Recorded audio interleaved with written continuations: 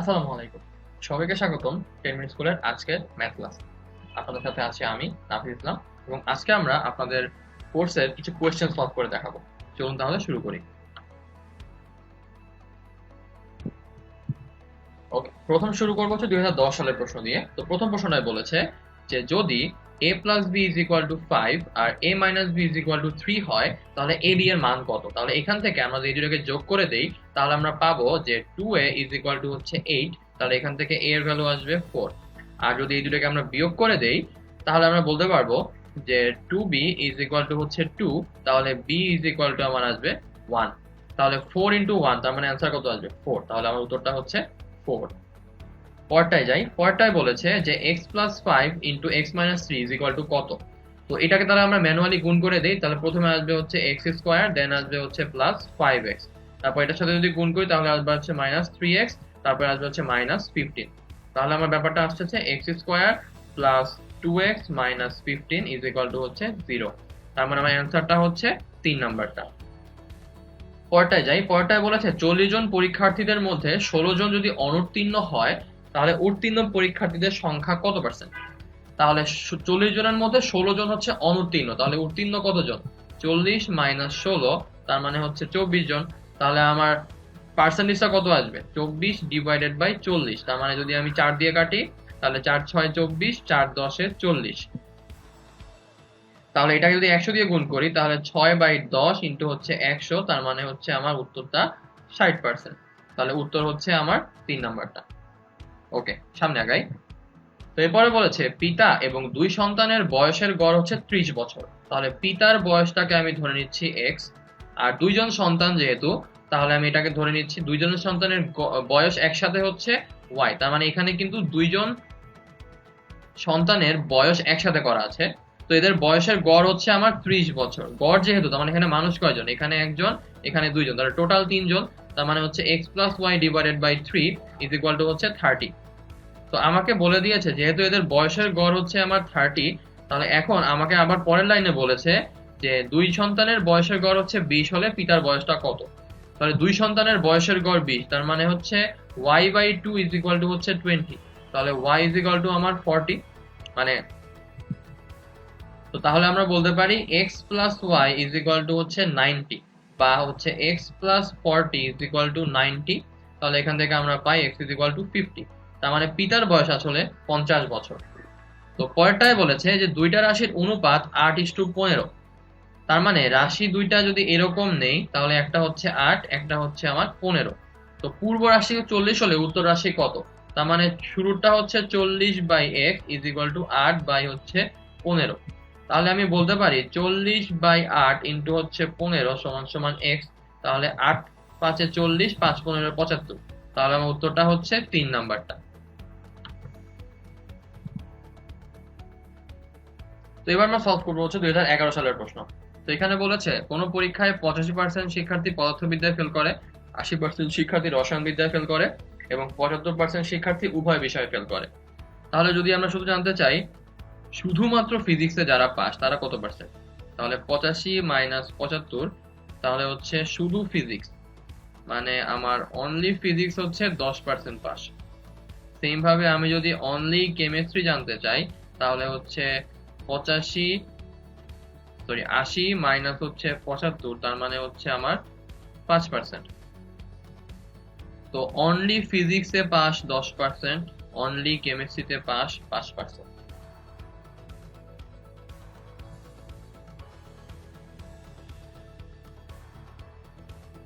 তো তাহলে আমরা এখন শুধু এটা জানি ফিজিক্সে পাস, শুধু এটা জানি কেমিস্ট্রিতে পাস, আর উভয় বিষয়ে পাস 75, তার মানে টোটাল পাস আমার তাহলে কত আসবে? 75 যোগ 10 যোগ হচ্ছে আমার 5, তার মানে আমার টোটাল পাস হচ্ছে 90%। তাহলে এরা হচ্ছে পাস, তাই না? মানে টোটাল পাস। তাহলে আমি যদি এখন 100 থেকে এদেরকে বাদ দিয়ে দেই তাহলে আমার ফেলের পার্সেন্টেজ চলে আসবে। তো সব পাস তো ওখানে শেষ, তাহলে এরা কি সব বিষয়ে ফেল, মানে 2 বিষয়ে ফেল, তার মানে কি উভয় বিষয়ে ফেল। তাহলে আমার উভয় বিষয়ে ফেল হচ্ছে 10%। ওকে, পরটায় যাই। পরটায় বলে সুষম পঞ্চভুজের একটা বহিস্থ কোণের পরিমাণ কত আসবে।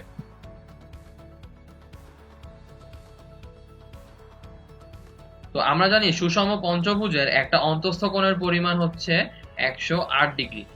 তাহলে এটা যদি আমি এখন 180 থেকে বাদ দিয়ে দেই তাহলে আমার আসবে হচ্ছে বহিস্থ কোণের পরিমাণ 72 ডিগ্রি। পরটায় যাই। পরটায় বলেছে একই চাপের উপর দণ্ডায়মান কেন্দ্রস্থ কোণের পরিমাণ হচ্ছে 110 ডিগ্রি, পরিধিস্থ কোণ বা বৃত্তস্থ কোণের পরিমাণ কত আসবে। তো আমরা কি জানি একই চাপের উপর দণ্ডায়মান আমার কেন্দ্রস্থ কোণটা আসলে বৃত্তস্থ কোণ বা হচ্ছে পরিধিস্থ কোণের ডাবল আসে। তার মানে আমার পরিধিস্থ কোণ অ্যাকচুয়ালি কত আসবে, কেন্দ্রস্থ কোণের অর্ধেক আসবে। তার মানে হচ্ছে 110/2 অর্থাৎ 55 ডিগ্রি। তার মানে অ্যান্সারটা হচ্ছে 2 নাম্বারটা। তো এই পরটায় বলেছে x plus y is equal to 5 R x minus y is equal to 3 হলে x square plus y square এর ভ্যালু কত। তো এদেরকে যদি আমি যোগ করে দেই তাহলে পাই যে 2x is equal to 8, x is equal to 4, বিয়োগ করে দিলে 2y is equal to আমার 2 আর y is equal to 1 চলে আসে। তাহলে x square plus y square যদি আমি করি তাহলে 4 square plus 1 square মানে 16 plus 1 is equal to আমার আসে 17। তাহলে অ্যান্সারটা হচ্ছে আমার প্রথমটা। ওকে, তাহলে আবার আমরা পরেরটায় চলে যাই। তো পরেরটায় বলেছে একটা চৌবাচ্চায় 3টা নল দিয়ে যথাক্রমে হচ্ছে 10, 12 এবং 15 ঘন্টায় চৌবাচ্চাটা পূর্ণ হতে পারে। তো 3টা নল যদি একসাথে খুলে দেয় তাহলে আমাকে বের করতে হবে টোটাল চৌবাচ্চাটা পূর্ণ হতে কত সময় লাগবে। তাহলে প্রথম নল দিয়ে আমার হচ্ছে 10 ঘন্টায় আমার পূর্ণ হয় হচ্ছে টোটালটা মানে এক অংশ। তাহলে আমি বলতে পারি যে 1 ঘন্টায় পূর্ণ হবে হচ্ছে 1/10। সেম ভাবে সেকেন্ডটার জন্য 1 ঘন্টায় পূর্ণ হবে 1/12 আর থার্ডটার জন্য 1 ঘন্টায় পূর্ণ হবে হচ্ছে 1/15। তাহলে যদি এদেরকে আমি যোগ করে দেই তাহলে আমি বলতে পারি 3টা নল দিয়ে 1 ঘন্টায় এদের যোগফল সমান পূর্ণ হবে। তাহলে এদের লসাগু অ্যাকচুয়ালি আমার আসবে হচ্ছে 120। তো 10 দিয়ে যদি 120কে আমি ভাগ করি তাহলে আমার আসে হচ্ছে 12। তাহলে এখানে 12 যোগ করব, 12 দিয়ে এটাকে ভাগ করলে আমার আসবে 10 আর 15 দিয়ে এটাকে যদি ভাগ করি তাহলে হচ্ছে আমার 8 আসবে। তাহলে আমার 12, 8, 20 আর এখানে আমার আসতেছে হচ্ছে 10, 30। তাহলে 30/120 ইজ ইকুয়াল টু হচ্ছে 1/4। তাহলে আমার 1 ঘন্টায় 3টা নল দিয়ে পূর্ণ হয় 1/4। তাহলে টোটালটা পূর্ণ হবে হচ্ছে 1/1/4 মানে 4 ঘন্টায়। তাহলে 3টা নল দিয়ে একসাথে 4 ঘন্টায় জিনিসটা পূর্ণ হয়ে যাবে। তো পরটায় বলেছে কোন জিনিস নির্মাতা হচ্ছে 20% লাভে এবং খুচরা বিক্রেতা 20% লাভে বিক্রি করে। যদি ওই জিনিসের নির্মাণ খরচ 100 টাকা হয় তাহলে খুচরা মূল্য কত। তো 100 টাকা যদি নির্মাণ খরচ হয় তাহলে নির্মাতা বিক্রি করবে নিশ্চয়ই 120 টাকায়। তাহলে বিক্রেতা যদি আরো 20% লাভে করে তাহলে 120 ইন্টু হচ্ছে 1.2 তাহলে আমার আসবে হচ্ছে 144 টাকা। তাহলে সেটার খুচরা মূল্য আসবে হচ্ছে 2 নাম্বারটা অর্থাৎ 144 টাকা। তো পরেরটায় বলেছে একটা সংখ্যার 3 গুণের সাথে দ্বিগুণ যোগ করলে 90 পাওয়া যায়। তাহলে আমি ধরে নিই সংখ্যাটা হচ্ছে x, তাহলে এটার 3 গুণের সাথে দ্বিগুণ যোগ করলে আমার পাওয়া যায় হচ্ছে 90। তার মানে হচ্ছে 5x ইজ ইকুয়াল টু আমার 90। তাহলে x ইজ ইকুয়াল টু হচ্ছে 5158 তাহলে হচ্ছে 18। তার মানে আমার অ্যান্সারটা হচ্ছে গ নাম্বারটা। ওকে, পরেরটায় চলে যাই। তো পরে বলেছে একটা ত্রিভুজের শিরোকোণের সমদ্বিখণ্ডক যদি ভূমির উপর লম্ব হয় তাহলে ত্রিভুজটাকে আমরা কি বলবো। তাহলে ত্রিভুজ ধরে নিচ্ছি এইটা, তো এইটার শিরোকোণ ধরে নিচ্ছি এইটা, তাহলে এটা সমদ্বিখণ্ডক হবে এইটা। তো এখন তার মানে এই কোণ ইজ ইকুয়াল টু এই কোণ, তার মানে এই বাহু ইজ ইকুয়াল টু হচ্ছে এই বাহু। তাহলে এখন আমরা তো এটার উপর লম্ব বলতেছি তাই না, তার মানে এই কোণ ইজ ইকুয়াল টু এই কোণ। তো তাহলে এখন এই ত্রিভুজটাকে যদি আমি নাম দেই এ বি সি আর এটা হচ্ছে আমার ডি, তাহলে এবিসি ত্রিভুজের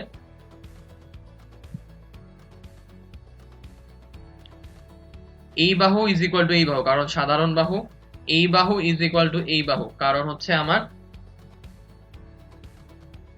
সমদ্বিখণ্ডিত করে। এই কোণ আর এই কোণ সমান বলে, আবার এই কোণ 90 ডিগ্রি বলে এই বাহু ইজ ইকুয়াল টু এই বাহু হবে। তার মানে এই দুইটা ত্রিভুজ হচ্ছে আমার সর্বসম ত্রিভুজ। তার মানে আমরা তখন বলতে পারতেছি যে এই কোণ ইজ ইকুয়াল টু হচ্ছে আমার এই কোণ, তার মানে ত্রিভুজটা অ্যাকচুয়ালি আমার আসবে সমদ্বিবাহু ত্রিভুজ। এরপরে বলেছে দুইটা বৃত্ত যদি পরস্পর স্পর্শ করে তবে কেন্দ্রদ্বয় হতে স্পর্শবিন্দুগামী সরল রেখা দুইটির অন্তর্ভুক্ত কোণ বের করতে হবে। তাহলে এইটা হচ্ছে আমার একটা বৃত্ত, এটা হচ্ছে আমার আরো একটা বৃত্ত। তো এদের কেন্দ্র হতে স্পর্শবিন্দুগামী সরলরেখার, তাহলে এই কেন্দ্র থেকে এই স্পর্শবিন্দুগামী সরলরেখাটা ধরে নিলাম এইটা, আর এটা হচ্ছে এইটা। তাহলে এই কেন্দ্র থেকে স্পর্শবিন্দুগামী সরলরেখার তাহলে কি এই সরলরেখাটা হচ্ছে না?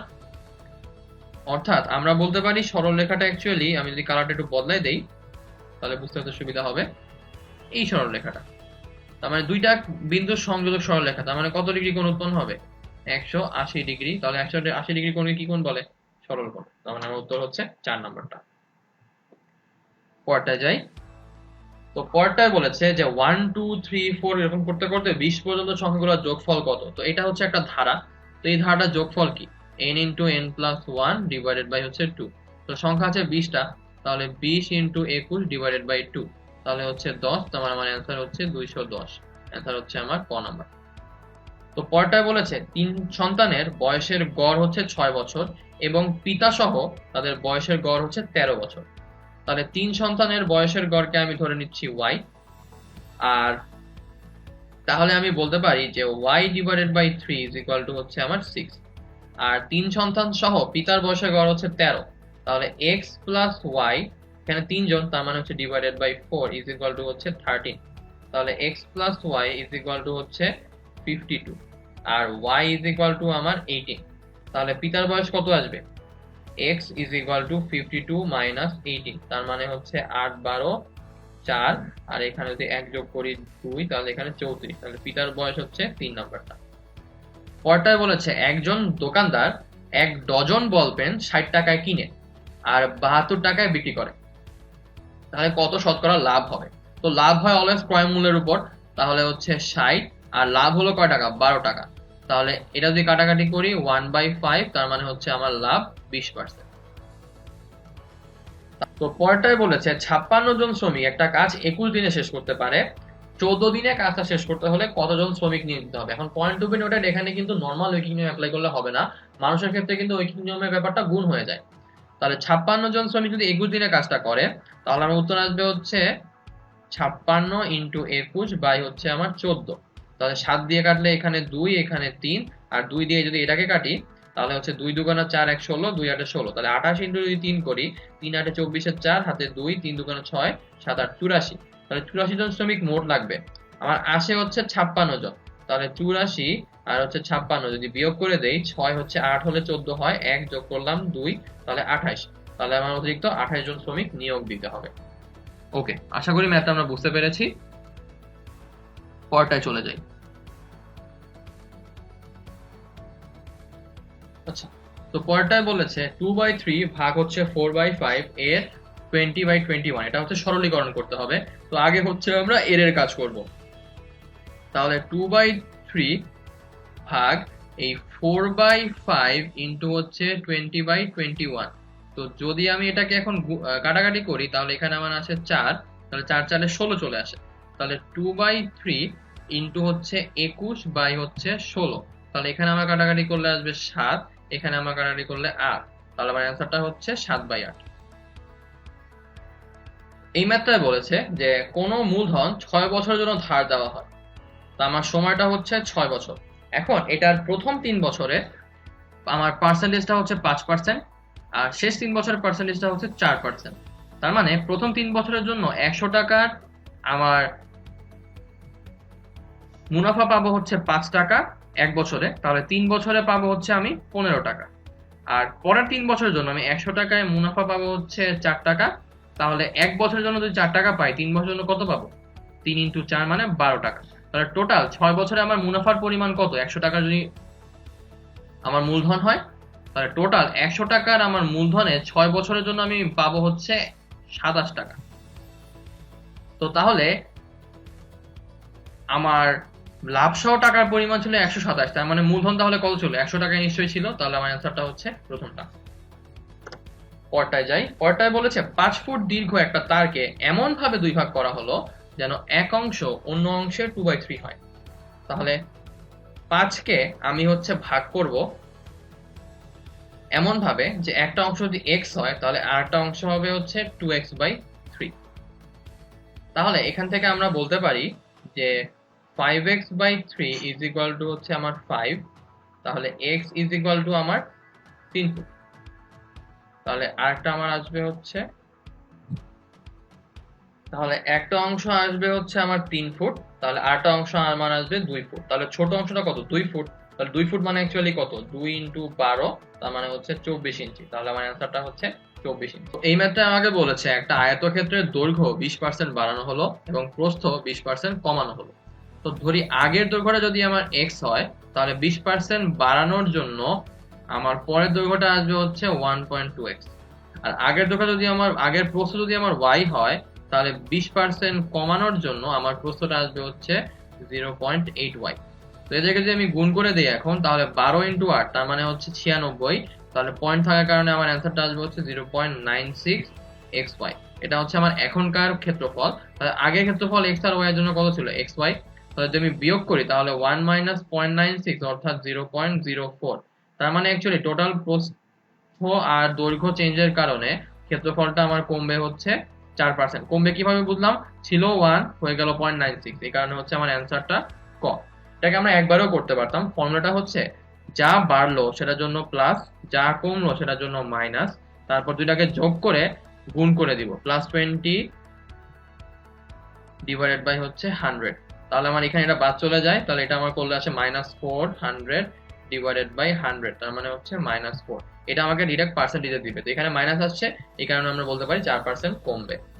ও পরটায় বলেছে 7/17 এর হর এবং লবের সঙ্গে কোন সংখ্যাটা যোগ করলে ভগ্নাংশটা 3/5 হবে। ও পরের ম্যাথটায় বলেছে যে 7/17 এর হর এবং লবের সাথে কোন সংখ্যাটা যোগ করলে ভগ্নাংশটা 3/5 হবে।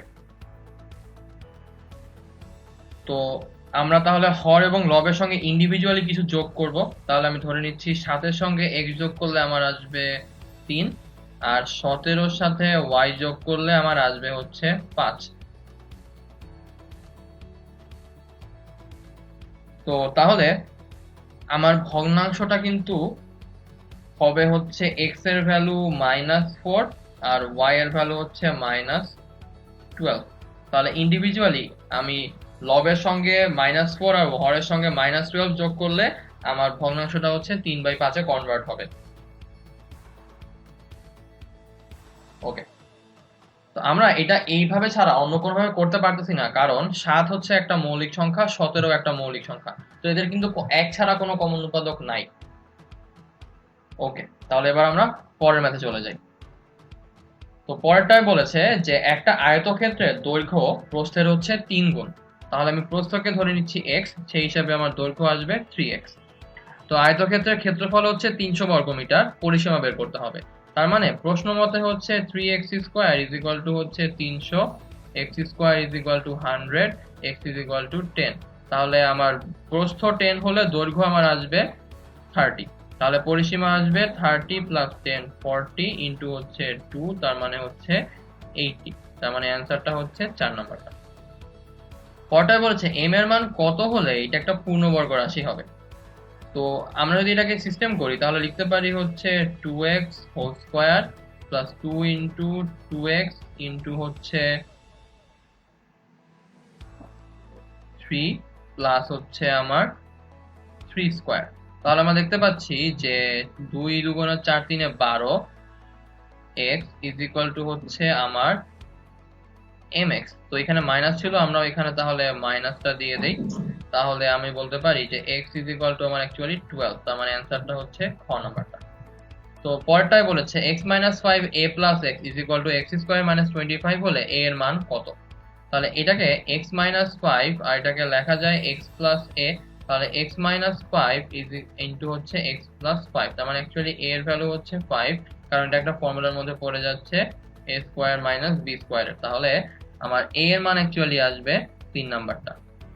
পরেরটা বলেছে কোন বৃত্তের পরিধি এবং ব্যাসের অনুপাত কত। এটা মুখস্থ অ্যান্সার 4, 22/7 বা হচ্ছে পাই এর ভ্যালু। পরেরটায় যাই। দুইটা ক্রমিক সংখ্যার অনুপাত হচ্ছে 1:2, যেখানে হচ্ছে এরা জোড় সংখ্যা, তার মানে একটা যদি x হয় পরটা হচ্ছে আমার x প্লাস 2 হবে। তাহলে আমরা বলতে পারি x by x plus 2 is equal to হচ্ছে হাফ, তার মানে 2x is equal to x plus 2, x is equal to আমার 2। তাহলে x ইজ ইকুয়াল টু যদি 2 হয় তাহলে পরটা আসবে কত, 4, তার মানে অ্যান্সার হচ্ছে 2। পরটায় বলেছে দুইটা সংখ্যার লসাগু এবং গসাগু যথাক্রমে 2 এবং হচ্ছে 360। একটা সংখ্যা যদি 10 হয় অপর সংখ্যাটা আমাকে বের করতে হবে। তো আমরা কি জানি যে দুইটা সংখ্যার লসাগু আর হচ্ছে গসাগুকে যদি গুণ করি তাহলে হচ্ছে সংখ্যা দুইটার গুণফল আমার আসে। তার মানে আমরা বলতে পারি যে 2 ইন্টু হচ্ছে 360 ইজ ইকুয়াল টু 10x, তাহলে x এর ভ্যালু হচ্ছে আমার 72। অ্যান্সারটা হচ্ছে 4 নাম্বারটা। পরটায় বলেছে 60 লিটার মিশ্রণে অ্যাসিড এবং পানির রেশিও হচ্ছে 7:3। তার মানে আমার 10 ভাগের 7 ভাগ থাকে অ্যাসিড আর 10 ভাগের 3 ভাগ থাকে হচ্ছে পানি। আমাকে বলেছে ওই মিশ্রণে পানি কত মিটার, তার মানে 60 ইন্টু হচ্ছে 3/10 যদি করি তাহলে আমার আসবে 18। তাহলে অ্যান্সার হচ্ছে 2 নাম্বারটা। ওকে, সামনে আগাই। তো এখানে বলেছে একটা বাড়ির উচ্চতা হচ্ছে 40 ফুট।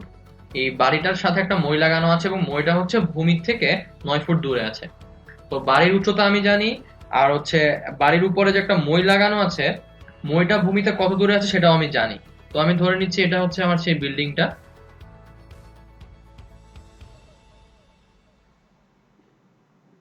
তো এই বিল্ডিংটার এখানে আমার একটা মই রাখা আছে এভাবে।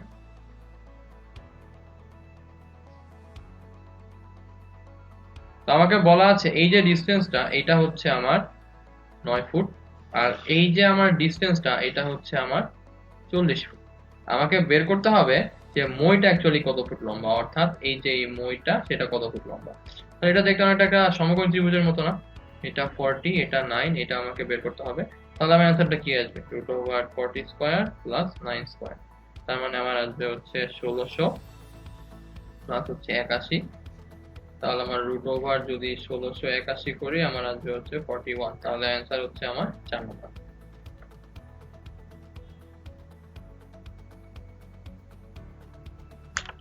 পরটায় যাই। পরটায় বলেছে বের করতে হবে নিচের কোনটা হচ্ছে আমার ক্ষুদ্রতম সংখ্যা। তো ক্ষুদ্রতম সংখ্যা মানে ছোট সংখ্যাটা বের করতে হবে। তো আমরা তাহলে এইটাকে এইটা দিয়ে ভাগ করে দিই। তাহলে 5/27 ইন্টু 36/7। তাহলে কাটাকাটি করলে 9 দিয়ে কাটলে 3, 9 দিয়ে কাটলে হচ্ছে 4। তাহলে আমার আসতেছে হচ্ছে 20/21। তার মানে অবভিয়াসলি এটা ছোট। তাহলে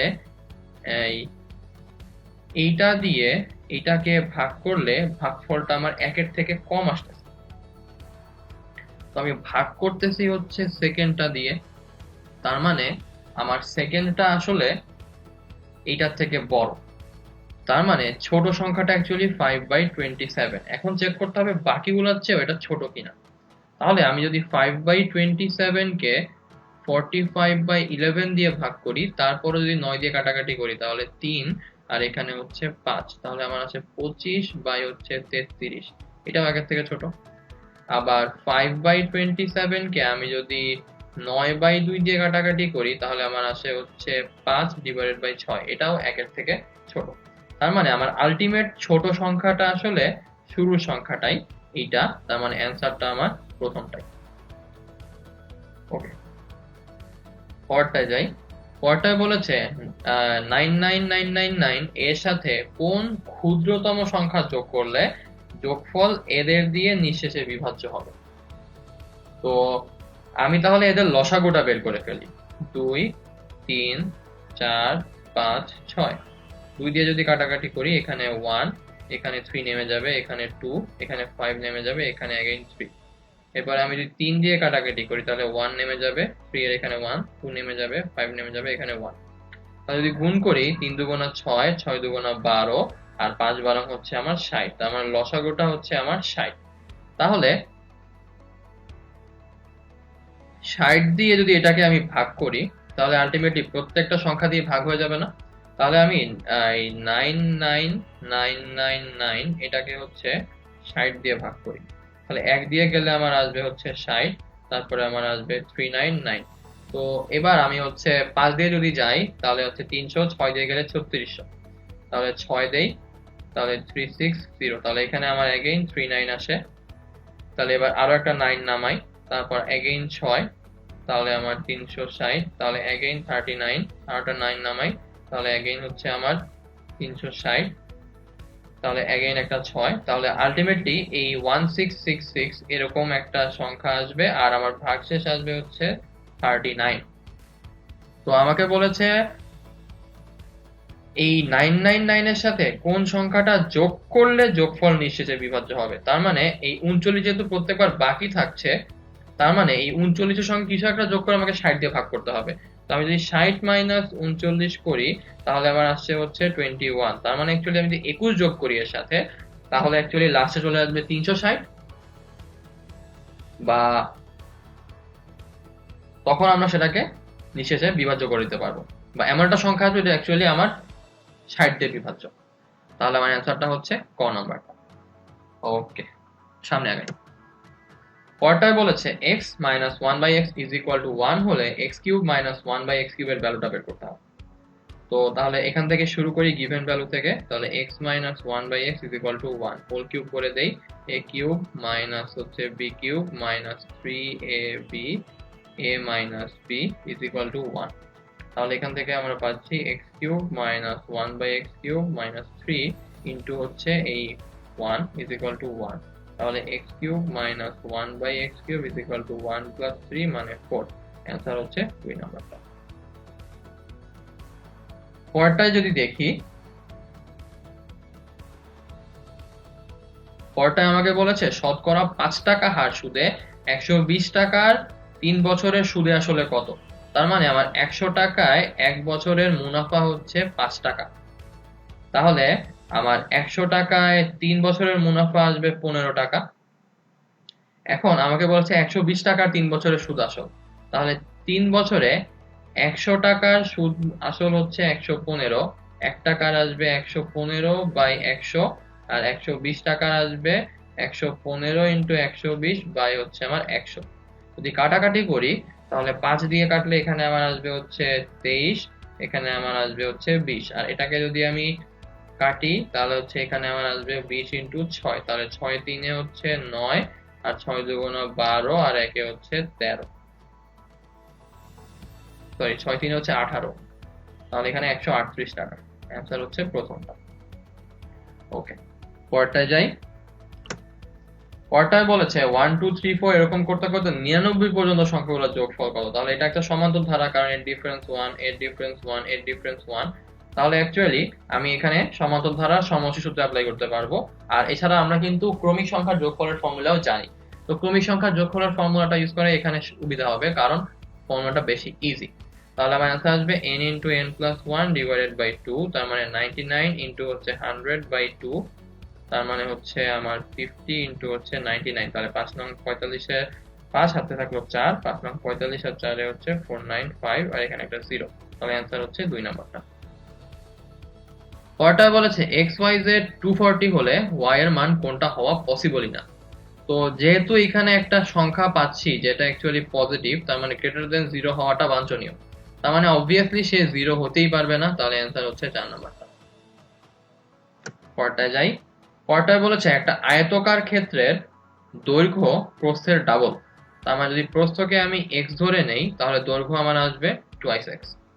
এর ক্ষেত্রফল যদি 1250 হয় তাহলে দৈর্ঘ্য বের করতে হবে। তার মানে twice x square is equal to হচ্ছে 1250। তাহলে x square is equal two 6 25, তাহলে x ইজ ইকুয়াল টু আমার 25। x ইজ ইকুয়াল টু 25 হলে দৈর্ঘ্য আমার কত আসবে 50। তার মানে অ্যান্সার হচ্ছে আমার প্রথমটা।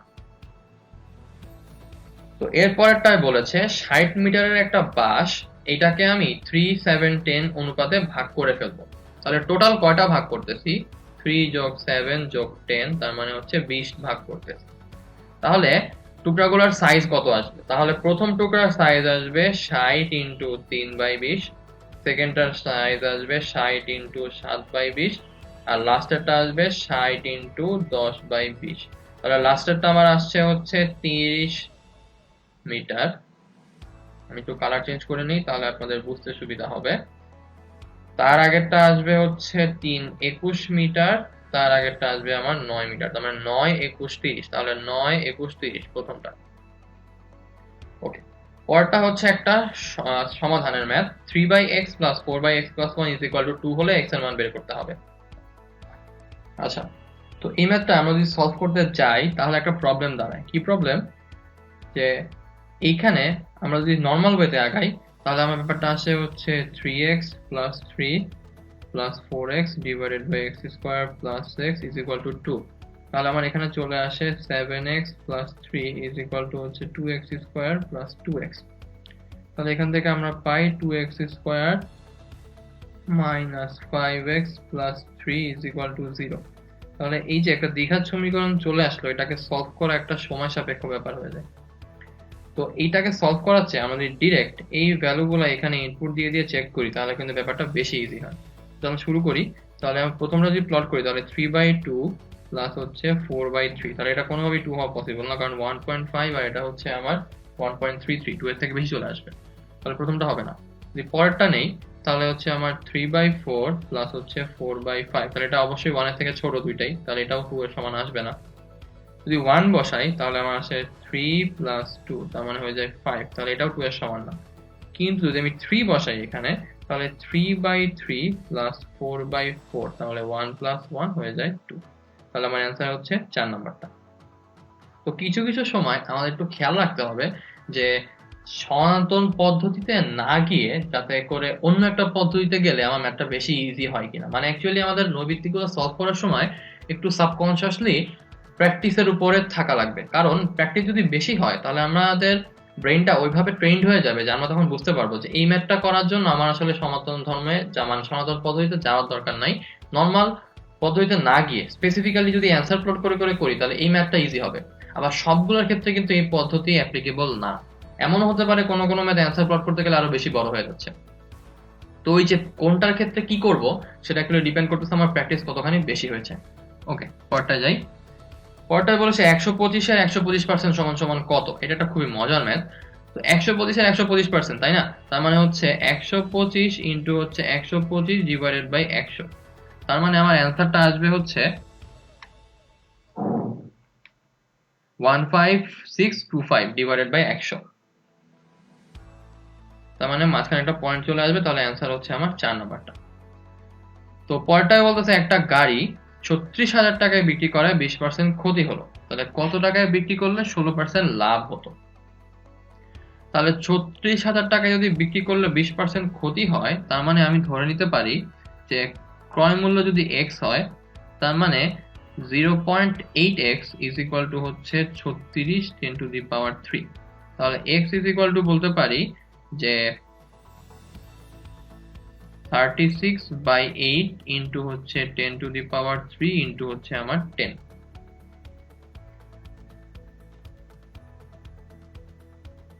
তাহলে এটাকে যদি আমি কাটাকাটি করি তাহলে আমরা পাচ্ছি 4 দিয়ে কাটলে উপরে 9, 4 দিয়ে কাটলে নিচে হচ্ছে 2, তাহলে এখানে আমার আসছে হচ্ছে 10 টু দি পাওয়ার 4, তাহলে 4.5 মানে 45 10 টু দি পাওয়ার 3, তার মানে অ্যাকচুয়াল দাম ছিল হচ্ছে আমার 45,000 টাকা। তো কত টাকায় বিক্রি করলে 16% লাভ হতো?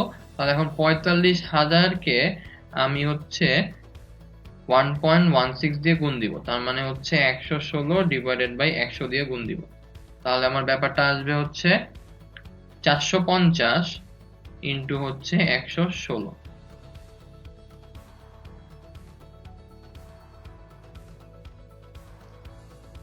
তার মানে অ্যাকচুয়ালি অ্যান্সারটা হচ্ছে 52,200 বা অ্যাপ্রক্সিমেটলি কাছাকাছি অ্যান্সার, যেহেতু 52,000, তার মানে অ্যান্সার হচ্ছে আমার 4 নাম্বারটা। ওকে, পরেরটায় চলে যাই। পরেরটায় বলেছে x প্লাস 3x মাইনাস 3 কে x স্কোয়ার মাইনাস 6 দিয়ে ভাগ করলে ভাগশেষটা কত আসবে।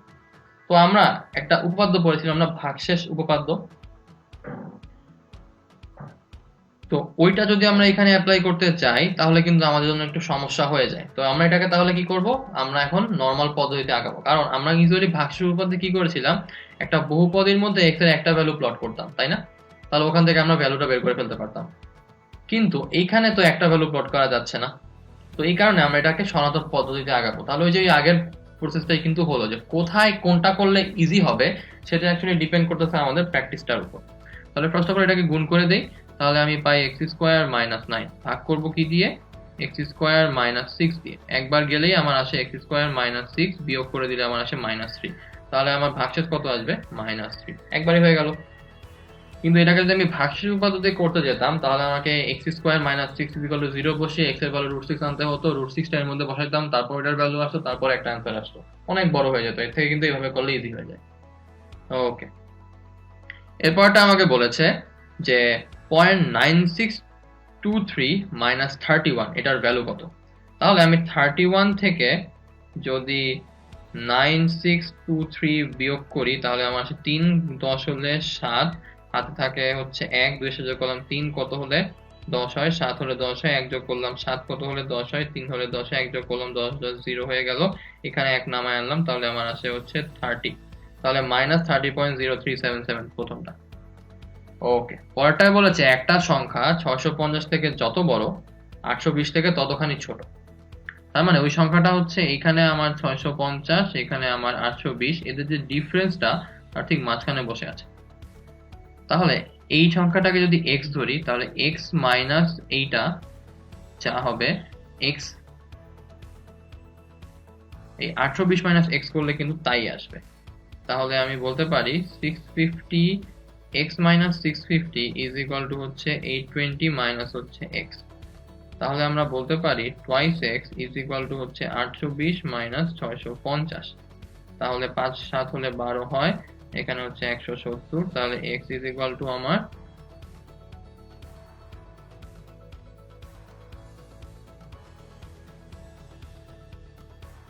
85। তাহলে আমার সংখ্যাটা অ্যাকচুয়ালি হচ্ছে 650 প্লাস 85। তাহলে এখানে আমার আসবে 5, এখানে 3, এখানে 7, 735, 4 নম্বরটা। তো আশা করি মোটামুটি কোশ্চেন সলভ গুলো আমরা ভালোভাবেই বুঝতে পেরেছি। তো আমরা এরকম করে পরবর্তী ক্লাসে অন্য একটা সেটের কোশ্চেন সলভ করব। তো আজকে এই পর্যন্তই। পরবর্তী ক্লাসে আপনাদের সঙ্গে পুনরায় দেখা হবে। সেই পর্যন্ত সকলের সুস্থতা কামনা করে আমি আপনাদের থেকে আজকে এখানেই বিদায় নিচ্ছি। ধন্যবাদ।